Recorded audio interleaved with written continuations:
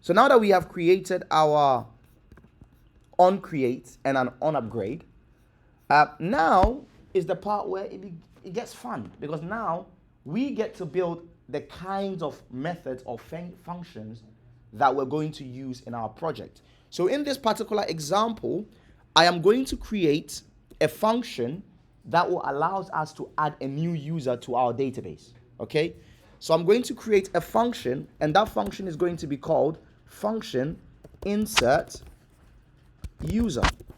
Now, if you watch this video, I have this exact video already on YouTube already. I actually create this particular step, again the same step, but there are other videos that I have with it goes with XML, but this is going to be Jetpack Compose. So in case you stumble upon this video or you look at the other video, it's the same thing.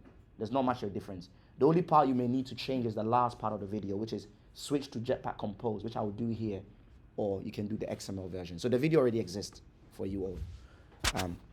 So we have fun insert user, right? And fun insert user is going to help us to be able to add a new user. So in this particular case, our function is going to receive a name. So I'm going to have name and then string. And then we can return some data. So we're going to return a long here. So we have a function called insert user. The reason why we're going to be returning something is so that whatever we return, we'll be able to check whether we successfully added the user to the database or not. It helps you to be able to give error messages out to users.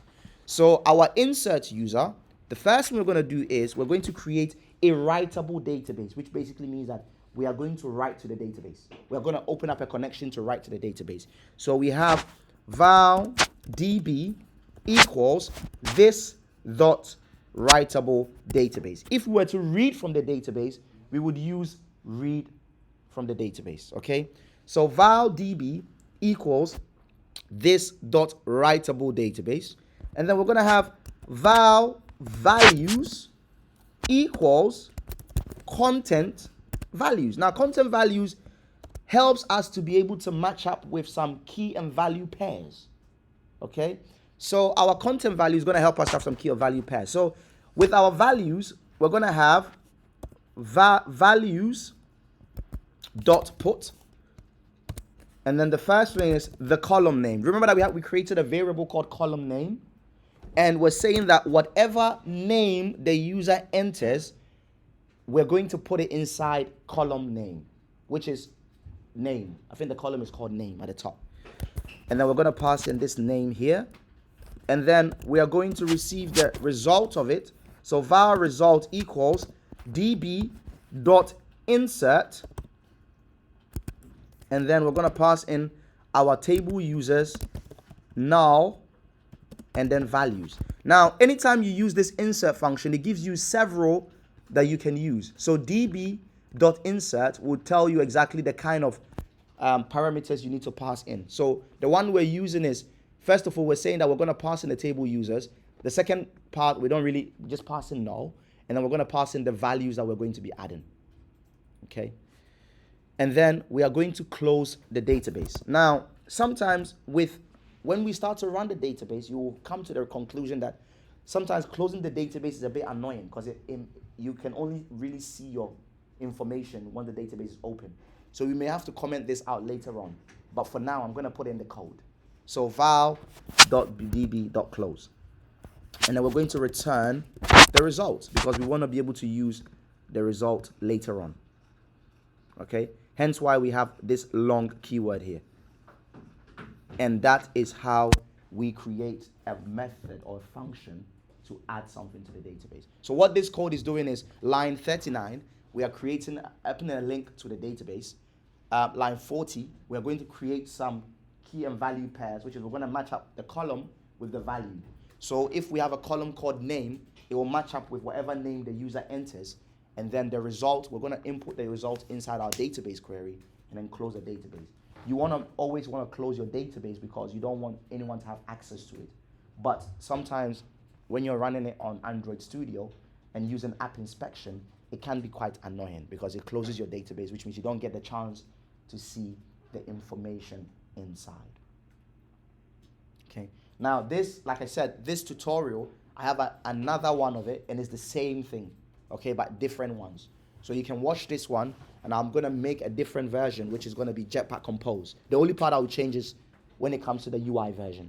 But the code here is the same as the other ones I have on YouTube. So in case you're looking for other videos to help you, this new one will help you, and also the old one will also definitely help you with it. Okay, so now we have our insert user, which is great.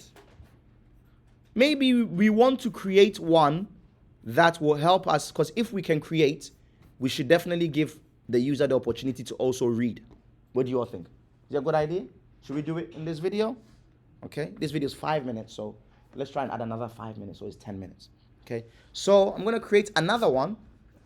This method is going to be called function get all users. And then we're going to say it's going to be a list of users. It's going to return as a string. Okay. Function get all users. Now we are going to build up a list. We just want to get all the names of the users in our database so that we can put it in a a list, so that we'll be able to see all the users as users are registering on our app. First thing first, val user list equals mutable list of, and we're going to pass in a string because we're using a mutable list of. Maybe in the other video that you'll see, it may be different, but again, it's still helpful for you to be able to use it. Okay. Then val db equals this dot readable database, because we're about to read. Remember when we were writing, we use writable database. When we're reading, we're using readable database. And then we're going to create something called a cursor. Now, cursors are very important because it helps us to store our information from the database in memory. Okay? Think of it as we are trying to transfer data from a database to another building. But in between that, we need something, a transport vehicle, that will be able to use for it. So that cursor helps us to get that information from the database and help us to keep it in memory so that we'll be able to use it. So cursor equals cursor dot db. We have to import cursor. So if you hover over it, you import class cursor. And then we're going to say db raw query. Okay, why am I getting an error? Sorry, I made a mistake. So we're actually supposed to do val cursor and then create the cursor here equals db dot raw query, and then we are going to say select all from, again, table users.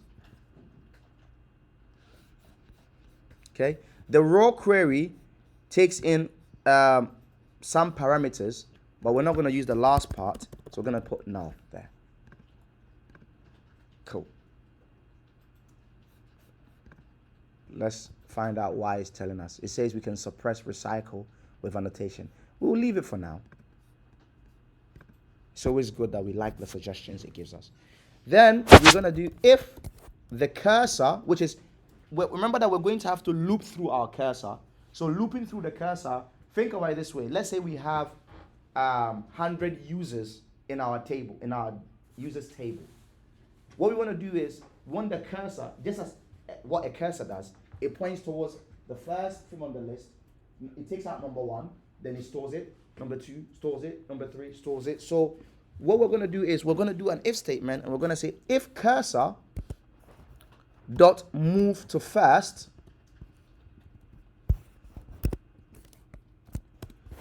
we're going to use a do while loop, right? A do while loop. In the other example, I think I used a different kind of loop, but for now I'll use a do while loop in this particular case. So do while, I don't remember, but if you check the video, you'll be able to see. So do while, then we're going to have cursor dot move to next. So every single time we loop through, go on to the next one. And if nothing is left, then we're finished with our thing that we're trying to run. Okay, so particularly in our do while loop, we are going to have to say every time you're looping through, we're going to be grabbing the name. So if you had multiple columns that you want to grab, you just have to make a copy of this particular code that I'm about to do now. So val name equals cursor dot get string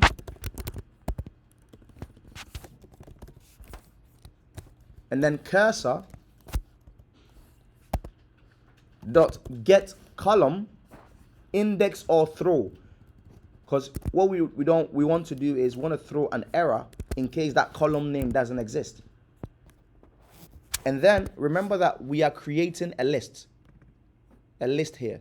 So every time we grab a name, we add to the list. Every time we grab a name, we add to the list. So in the end, it will happen with something like user list dot add and then name. Okay, and then at the end of it all, after our if statement, we need to close our cursor dot close, and then we need to also close our database, which we're going to comment out later on, and then we are going to return that user list. Return user list, because remember that once we run this function, it will return us, once we say get all users, it will return us a list of that particular, all the users that we have in that particular database. So there we have it. We've got a get all users function. We have a insert name function, well, insert user function, and get all users function as well.